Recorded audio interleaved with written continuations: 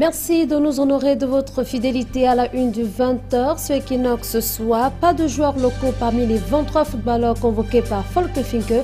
L'entraîneur sélectionneur du Cameroun sur la route du Brésil a publié sa liste en vue du match amical devant opposer le Cameroun au Portugal le 5 mars prochain. De nouveau dans la rue, les populations sont mécontentes. Elles s'insurgent contre les casses et autres démolitions de leurs domiciles qui ont cours depuis quelques mois sur le chantier de construction du prolongement nord du boulevard de la République de Douala. Et en deuxième partie de ce journal, nous évoquerons tous ces faits avec des journalistes qui vont commenter ces actualités. Bienvenue à tous et à toutes.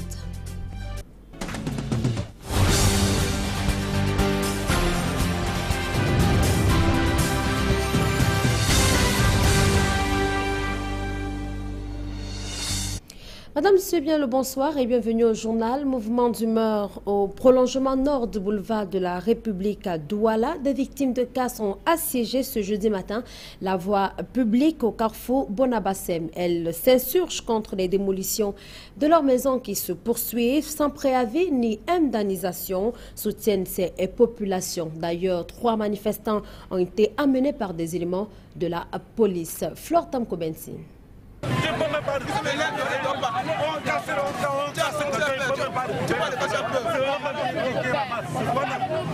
Ambiance électrique au carrefour Bonabassem à Douala. La circulation a pris un sérieux coup. Les éléments de force de l'ordre déployés par dizaines tentent de remettre de l'ordre. Le gaz lacrymogène dispersé crée la débandade. Le sous-préfet de Douala 5e appelle lui aussi au calme. Mais les esprits restent toujours surchauffés. Dans ce mouvement d'humeur, 3 de nos voisins ont été arrêtés. On ne peut pas nous intimider comme ça. Nous ne sommes pas rentrés dans les années 60 où l'on vous détruit votre maison, on vous tabasse et on vous emprisonne pour détruire votre maison et sans vous indemniser. Je crois que l'époque est révolue. Des victimes des casses en vue du prolongement nord du boulevard de la République ont à nouveau pris d'assaut la voie publique. Le problème, selon elles, ce sont des démolitions supplémentaires des maisons. Nous, on n'est pas avertis, on ne se sentait jamais concernés. Aucune information, parce que nous sommes quand même des citoyens qui appartiennent à un État. Quand tous les jours, on vient nous casser, on ne nous avertit même pas. Et on nous demande d'aller dans la rue.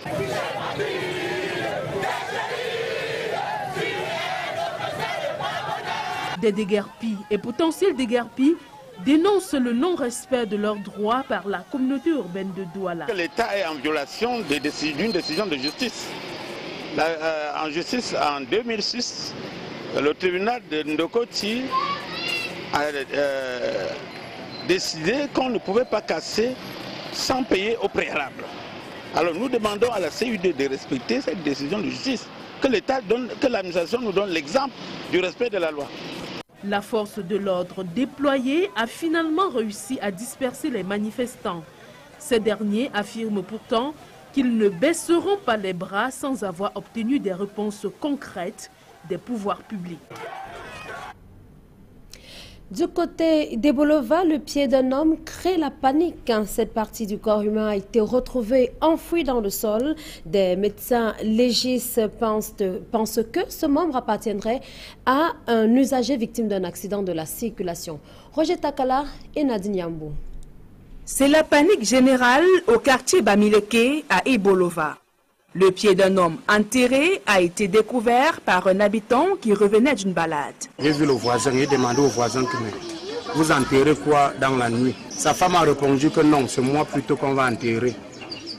Je suis passé, je suis rentré. Pour ça, je suis revenu ce matin-là.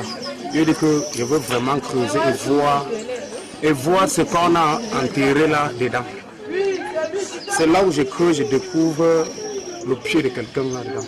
Le pied ne présente pas des signes d'agression. Les spécialistes estiment qu'il aurait été amputé avant d'être enterré. Il s'agit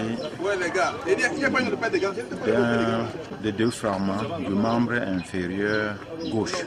Le premier fragment est sectionné juste au-dessus du genou et le second fragment a été, c'est comme si ça a été écrasé pour être divisé. Et ça a été divisé donc en 2 morceaux.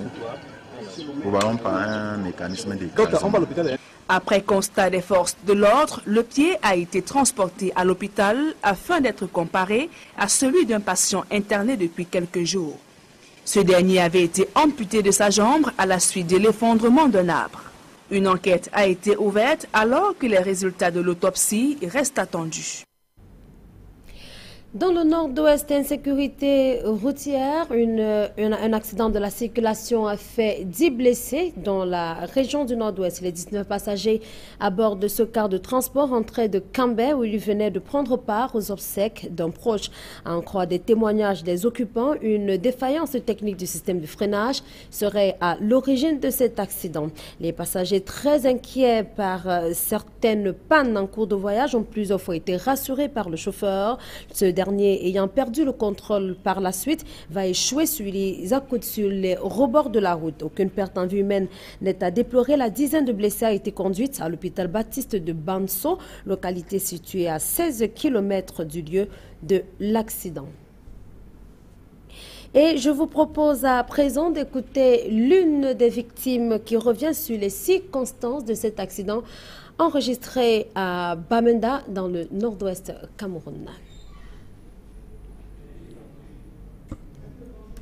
Nous reviendrons donc dans nos prochaines éditions d'informations sur ces extraits. Le temps de parler encore de sécurité routière. Le permis de conduire s'informatise et pour cela, les automobilistes n'ont plus que quelques jours pour se mettre au pas. Le 1er mars 2014 est la date où l'actuel permis de conduire ne sera plus accepté. C'est l'occasion d'ailleurs pour bon nombre d'automobilistes d'assiéger les services de transport pour l'établissement du dit document. Georges Mitterrand-Dam et Serge Alonto. Voici un exemplaire du permis de conduire informatisé, exigible aux automobilistes sur l'étendue du territoire camerounais dès le 1er mars prochain. Bruno Coinchou est dans les délais et ne cache pas sa joie d'être rentré en possession du précieux document. Moi j'étais très content parce que même quand je venais, je croyais peut-être que je n'ai pas trouvé le permis et je devais remettre mon attestation de dépôt pour qu'on on écrive une nouvelle date. J'étais vraiment très content de retrouver le permis. À la délégation régionale des transports du littoral, l'on réalise une fois encore que les habitudes ont la peau dure. Alors que la mesure visant à faire passer le permis de conduire camerounais de la forme carton à l'informatisé court depuis le 1er septembre de l'année 2013, c'est à quelques jours de l'échéance que la peur du gendarme commence à gagner les esprits. Oui, il y a affluence parce que les gens attendent la dernière minute. C'est maintenant que tout le monde veut renouveler. Pourtant, on a demandé aux gens de le faire. On a demandé aux gens de renouveler les anciens permis. Et pour être en règle, Madame la déléguée régionale. Il faut l'ancien permis, il faut copie de la carte d'identité signée, parce que la signature des usagers doit afficher sur le permis. Il faut certificat médical et 6 000 francs. 6 000 francs. Et vous vous dites? On m'a demandé 10 000 francs pour les frais. Cette phase, qui précède celle dite répressive, ne va pas sans son lot de difficultés. Qui ont les permis qui ne sont pas archivés, qui ont des anciens permis qu'on n'a pas filmé dans le système. Et c'est difficile parfois pour eux de renouveler. On est obligé de faire des validations pour voir l'imprime des permis. Plus que quelques jours pour se conformer et dès le 1er mars, voici ce qui attend les contrevenants. Si on commence des contrôles et tu as toujours les permis en carton, on va mettre les véhicules en forêt. Alors que l'on parle des permis informatisés au sujet des permis à points, le syndicat national des exploitants d'auto-école émet déjà ses réserves sur sa mise sur pied prochaine. Ce syndicat l'a fait savoir ce jour au cours d'une assemblée générale. Cette assemblée générale des responsables de formation en conduite automobile. C'était du côté de Yaoundé. Joël Essengue et Yannick Bazoua. Alors que le ministre des Transports annonce la migration vers le permis à points, la position du syndicat national des exploitants d'auto-école au Cameroun est claire. Ça ne peut pas se réaliser parce que le permis à points nécessite beaucoup de préalables. Et nous ne sommes pas pour un permis à points actuellement, pour la simple raison que l'examen n'est pas assaini. Surtout au moment où l'actuel permis est source de contrefaçon et de corruption. À partir du moment où il y a encore des fuites, notamment dans les sous-centres, où les gens vont là-bas obtenir les permis sans composer, on ne peut pas, si ce permis est obtenu dans les sous-centres, sans que le candidat passe l'examen, comment est-ce que vous allez sécuriser, vous allez mettre ce permis à point, ça va servir à quoi? Pour le syndicat, la priorité pour l'instant reste la sécurisation du permis de conduire actuel. Ce qui est plus important et urgent, c'est sécuriser le processus d'obtention du permis de conduire. Pratiquement 90% des permis obtenus dans les sous-centres, je vais parler des chefs-lieux des départements, c'est des faux permis. Donc il est question que le ministère assainisse, qui bloque ces réseaux de faux permis dans les sous-centres avant de parler d'un permis à point. Surtout, au moment où l'arrimage du permis à carton au permis informatisé reste attendu. Fixé pour le 1er janvier 2014, l'échéance a été repoussée pour une date ultérieure. Au cours de ce congrès ordinaire, le syndicat s'est engagé à mettre un accent particulier dans la lutte contre les auto-écoles clandestines et aussi sur la qualité de la formation. Par ailleurs, une augmentation du prix de formation dans les auto-écoles est prévue. On ne peut pas quitter de 10h à 20h et le coût reste le même. Donc il faut que les Camerounais comprennent qu'après le congrès, ils auront un nouveau prix de formation dans les auto-écoles qui va s'élever dans les 300 000 francs. Solidarité à jamais. Des soldats du feu en action sur l'axe Yaoundé-Douala, ils ont réussi à extraire d'une voiture accidentée son occupant sans que sa vie ne soit menacée. Ces sapeurs-pompiers traduisaient ainsi en acte les leçons apprises pendant 2 semaines en matière de secours routier. Marcelin Gansop. Dans cette voiture se trouve coincé la victime d'un accident de la circulation. C'est un homme et sa vie n'est visiblement pas en danger. Sauf que les sapeurs-pompiers doivent pouvoir le sortir de cette prison d'un autre genre, surtout sans constituer une menace pour sa vie. Nous avons mis en œuvre le matériel de désincarcération qui avait pour but de pouvoir décoincer la victime.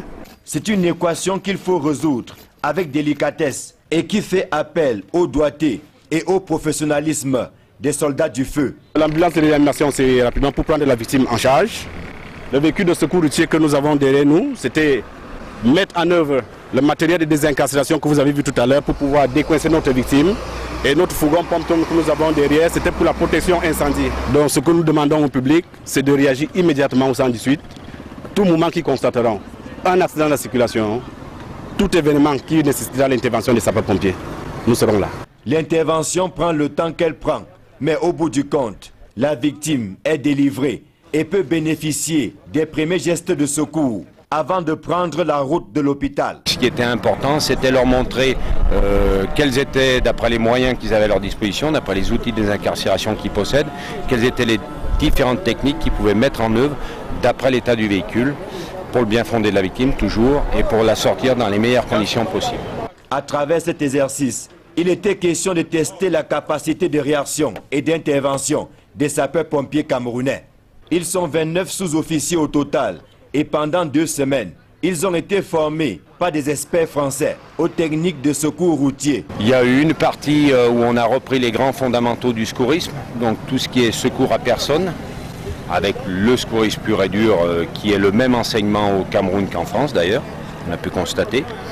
Et après, donc, l'idée, c'était de voir un petit peu le matériel qu'avait le corps des sapeurs-pompiers du Cameroun, le matériel qu'on a pu mettre à disposition et travailler, comme je vous ai expliqué, sur les différentes techniques de désincarcération. Cet exercice traduit dans les faits le partenariat fructueux qui lie le corps national des sapeurs-pompiers à leurs collègues français. Le choix de la manœuvre n'a pas été fait au hasard. L'axe lourd Yaoundé-Douala est en effet l'un des plus meurtriers du fameux triangle de la mort. Parlons de toute autre chose à présent. Les inscriptions sur les listes électorales tournent au ralenti depuis le lancement du processus en janvier dernier. C'est le constat fait par le Conseil électoral d'élection de Cameroun. Samuel Fonkam Azou, le président du dit conseil, annonce d'ailleurs une descente sur le terrain pour bousculer les habitudes et amener les potentiels électeurs à s'inscrire avant la date butoir le 31 août prochain. Marcelin Gansop. À l'antenne communale Elekam de Yaoundé 1er, Le rythme des inscriptions est plutôt lent. En 2 mois, moins de 150 personnes se sont présentées aux agents pour solliciter l'obtention d'une carte électorale. Je voudrais dire que du 2 au 26 février, donc du 2 janvier au 26 février, nous avons inscrit 145 électeurs potentiels, donc 44 femmes et puis 101 hommes. Mais maintenant, on a besoin de voir devant nous ceux qui n'ont jamais été inscrits. C'est pourquoi vous pouvez remarquer que c'est un peu timide. Une timidité corroborée par le président du conseil électoral d'Elections Cameroun. C'est un peu timidement. Il y a des départements, il y a des régions où le rythme est assez bon. Mais dans l'ensemble, c'est encore un peu timide. Et voilà donc l'objet principal de la réunion que nous aurons, dans la concertation avec les partis politiques. Et aussi la raison principale de la descente, pour que nous puissions dialoguer avec les acteurs. C'est donc dans ce contexte, marqué par une certaine timidité dans la révision des listes électorales, que se tient cette première session ordinaire du Conseil électoral d'Elections Cameroun pour l'année 2014. Il est question de rappeler aux citoyens l'impérieuse nécessité de saisir la perche qui leur est tendue entre le 1er janvier et le 31 août 2014. N'oubliez pas que c'est une expérience nouvelle quand même. Donc nous sommes au début d'un processus qui est nouveau. Les mauvaises habitudes, on la produit. Il faut que les gens puissent apprendre à changer dans des comportements vis-à-vis de cette affaire électorale. Il faut que le savoir électoral, que nous puissions nous l'approprier avec les autres acteurs du processus électoral. Ceux qui ont raté le train de l'inscription la dernière fois doivent le rattraper. Et ceux qui ont entre-temps atteint la majorité électorale doivent se secouer pour ne pas rater le coach. La concertation entre Elecam et les acteurs du processus électoral, ainsi que la descente annoncée des membres du conseil électoral sur le terrain, devrait donner une nouvelle impulsion à la révision en cours. Émeute de février 2008, 6 ans après, un député pense que le gouvernement camerounais doit être traîné devant les tribunaux internationaux. Jean-Michel Ninche l'a affirmé ce jour. Ce député SIF du Vouri-Est effectuait une tournée. Il a fait savoir 6 ans après la disparition de plusieurs jeunes Camerounais lors de ces émeutes. Pour lui, les pouvoirs publics ne peuvent pas continuer à afficher leur indifférence vis-à-vis de la famille de ces victimes. Dans cette caravane, il y avait nos reporter Jean-Johnny Peck et Sylvestre Hippolyte Zangaou.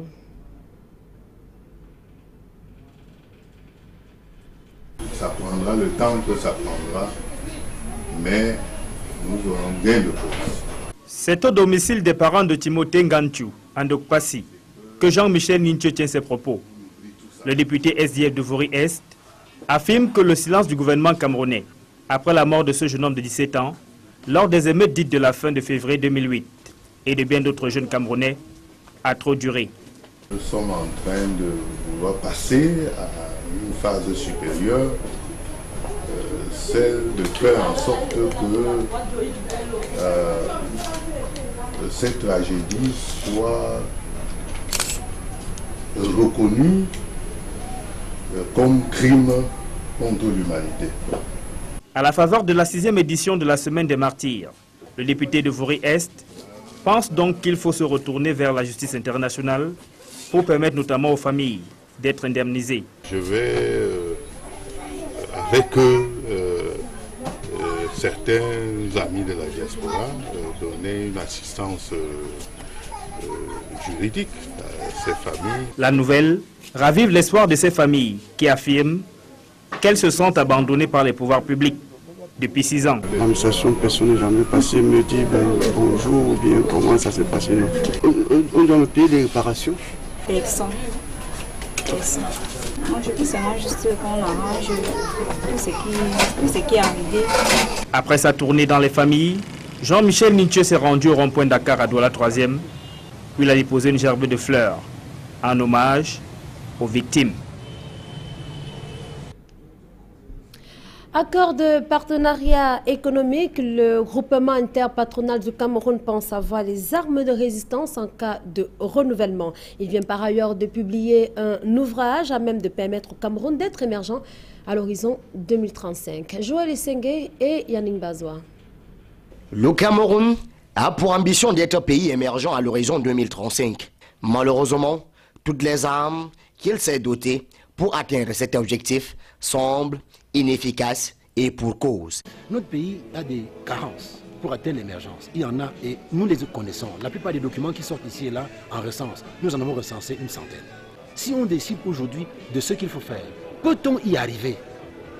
Avons-nous la hargne nécessaire pour y arriver? Avons-nous la gouaille nécessaire pour y arriver? Sommes-nous décidés à y arriver? Le problème de notre pays est aussi celui-là, c'est un problème de décision.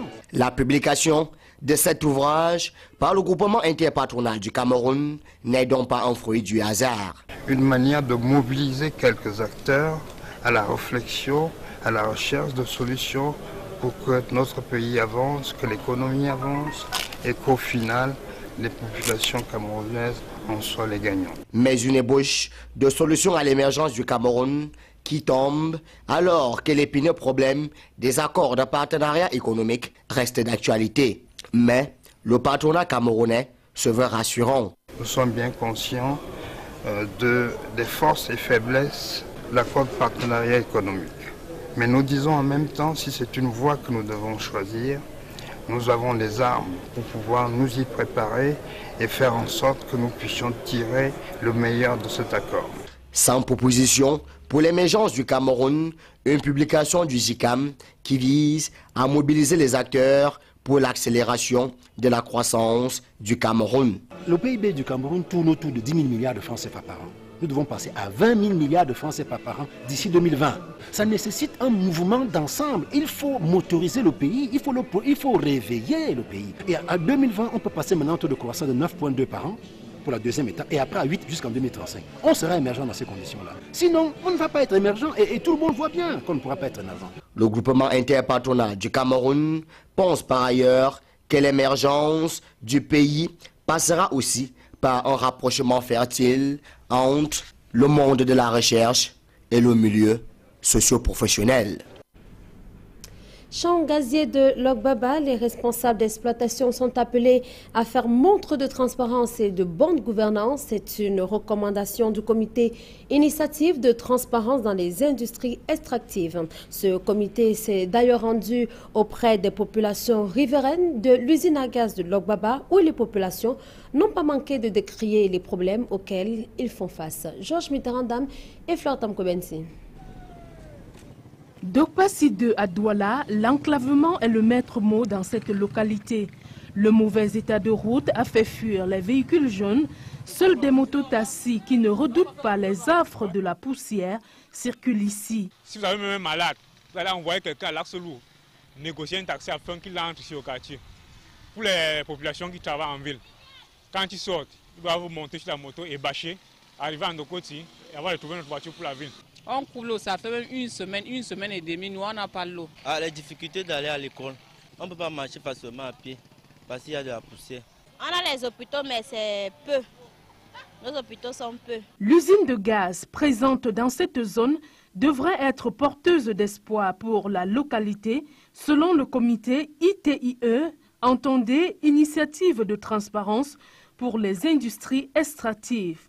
Il s'agit de la plateforme de dialogue entre les entreprises pétrolières, l'État et la société civile qui a pour but de veiller à l'amélioration de la transparence dans le secteur des industries qui exploitent les produits du sous-sol camerounais. Bien, prenons donc une disposition du code minier, par exemple, qui dit que 25% de la taxe à l'extraction, de la taxe ad valorem, n'est-ce pas, est reversée aux communautés riveraines. Alors, dans ces 25%, 15% reviennent aux communes et 10% aux populations riveraines en elles-mêmes. C'est une disposition qui est déjà prise en compte à travers déjà ce que le FECOM fait en direction des communes et à travers certains versements qui sont faits dans nos différentes communautés urbaines. C'est des versements qui sont faits, mais il y a des améliorations déjà à opérer dans ce domaine.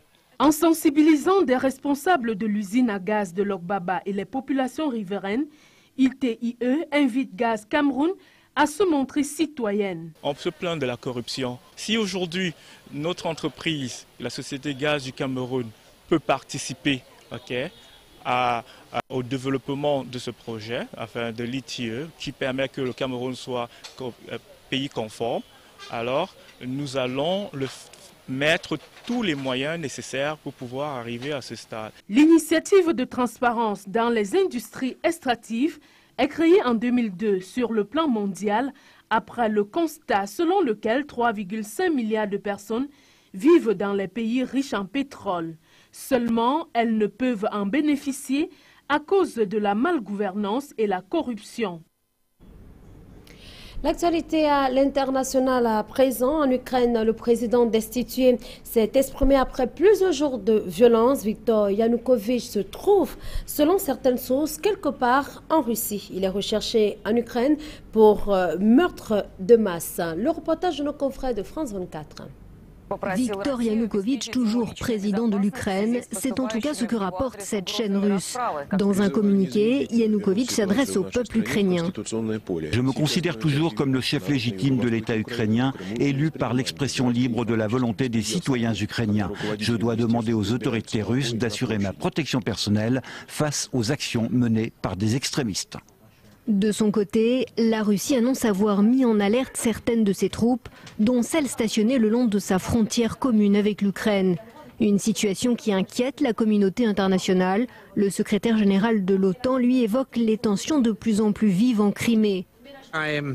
Je suis extrêmement inquiet des développements récents en Crimée. L'action d'un groupe armé ce matin est dangereuse et irresponsable.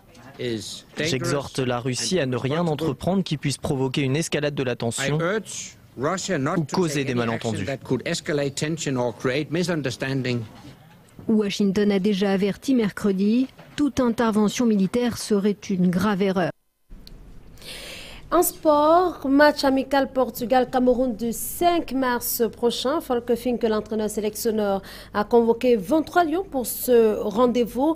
Sur la liste figurent comme gardien de but Charles Itandier, Roland Diasembe, Saminjok. 8 défenseurs sont de l'expédition: Aurélien Chedufogang, Nicolas Nkulu, Dani Nunke, Alanium, Armel Kanabi, Gaëtan Bong, Benoît Souekoto et Henri Bedimosame. Milieu de terrain ayant un attaquant, Jean de Macon, Joël Matip, Alexandre Sombilon, Franck Bagnac et Landry Ngemo. En attaque, on retrouvera Benjamin Mukanjo, Choupo-Moting, Aboubakar Vincent, Jean-Marie Dongou, Idrissou Mouamadou et Samuel Etoffé. Il s'agit là de l'effectif de l'expédition qui avait décroché le ticket qualificatif pour Brésil 2014. C'était lors de la rencontre contre la Tunisie. À signaler les grands absents de cette liste: Pierre Achille Webo et Stéphane Mbia, blessés.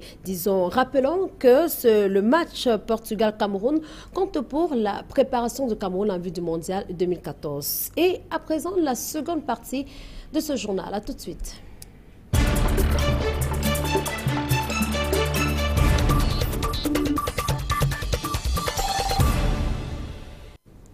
Pour cette deuxième partie du journal, nous recevons des journalistes avec lesquels nous reviendrons sur l'actualité telle que présentée lors de ce journal. Aristide Nguekan, bonsoir. Bonsoir Sandrine et bonsoir aux nombreux téléspectateurs d'Equinox Télévision.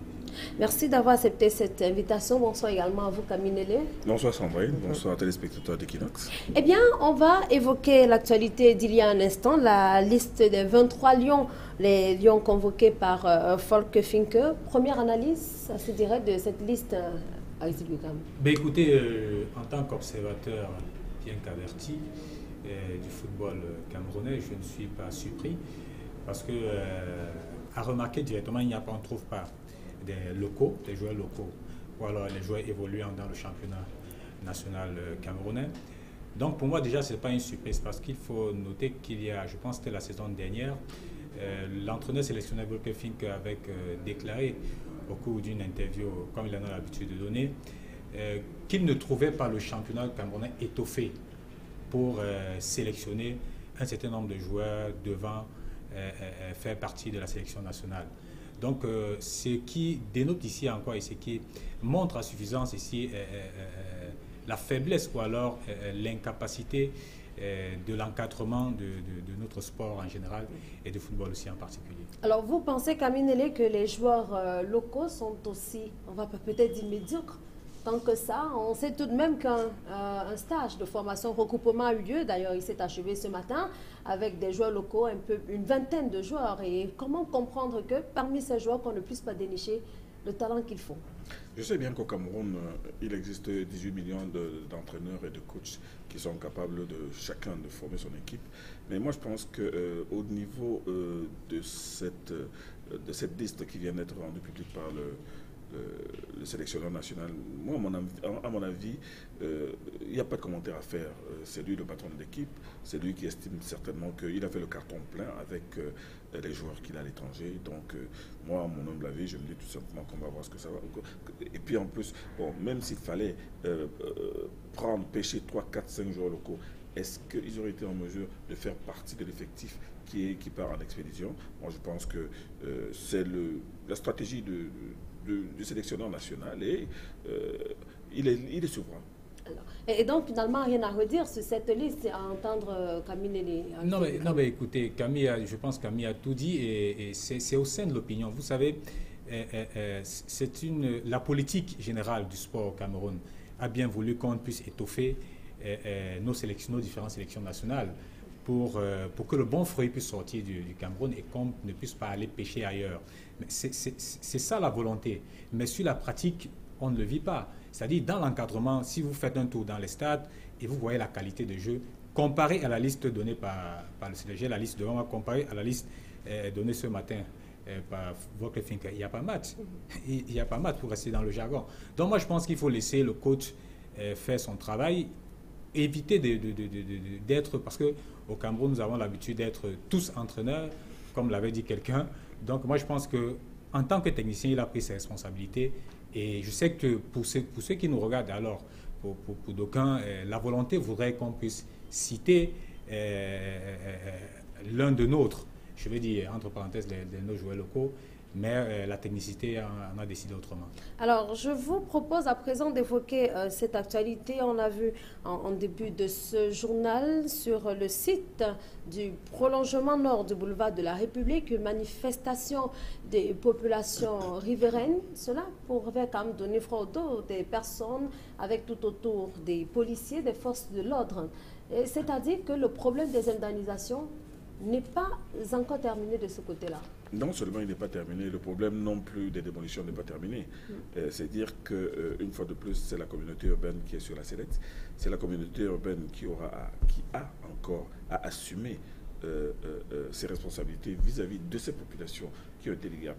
Il y a même des populations qui estiment qu'elles ne se trouvaient pas du tout sur la trajectoire initiale et qu'aujourd'hui, des démolitions se sont étendues jusqu'à leur domicile qui n'avaient rien à voir. Donc ce qui fait que ce problème est un problème de société, est un problème qui touche non seulement à la sécurité des citoyens, mais à la vie de ces citoyens.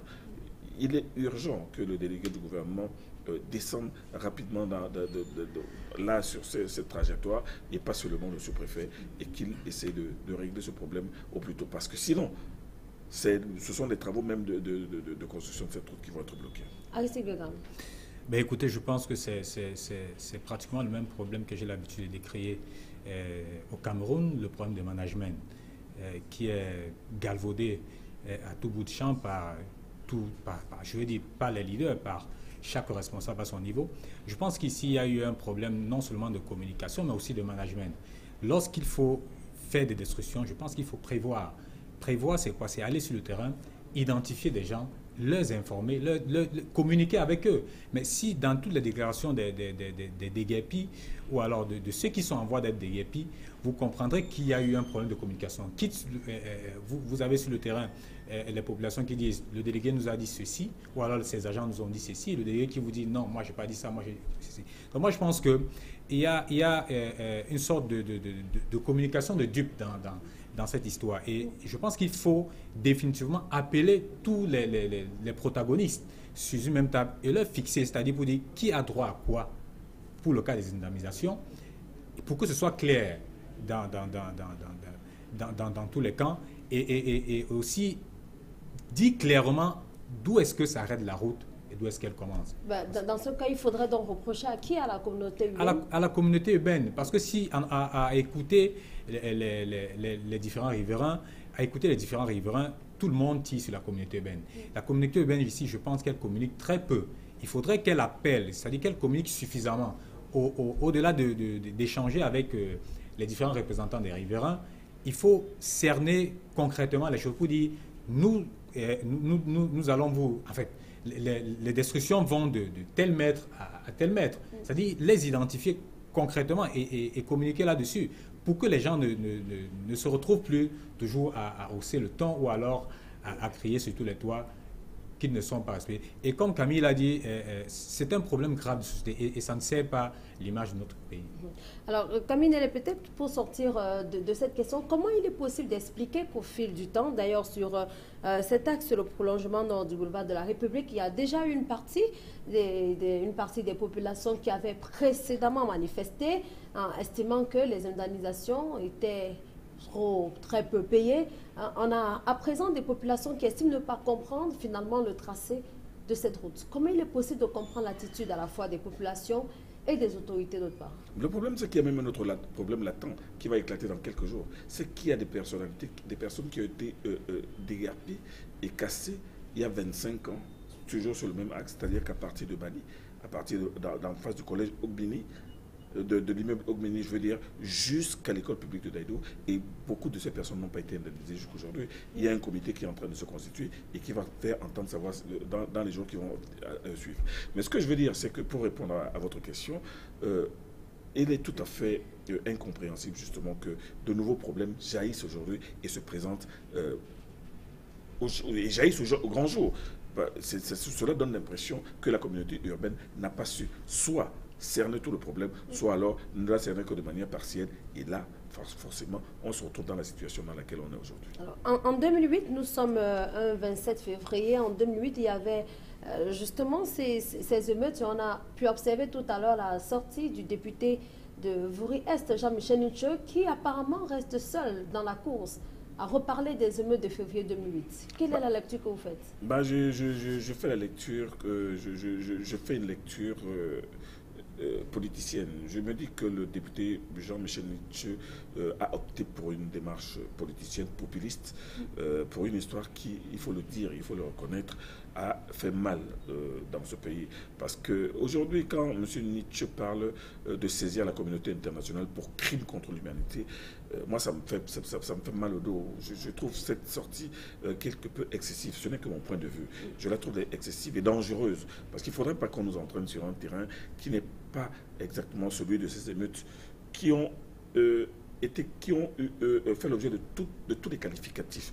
Mais ce que beaucoup de gens n'ont pas oublié, c'est qu'il y a aussi eu des gens qui ont énormément perdu. Moi, je connais plusieurs opérateurs économiques qui ont perdu des stations-service, qui ont été brûlées et qui ont été complètement pillées. Il y a des opérateurs économiques, j'en connais un qui avait commandé un conteneur d'ordinateurs et ça vous dit qu'il a été vidé entièrement.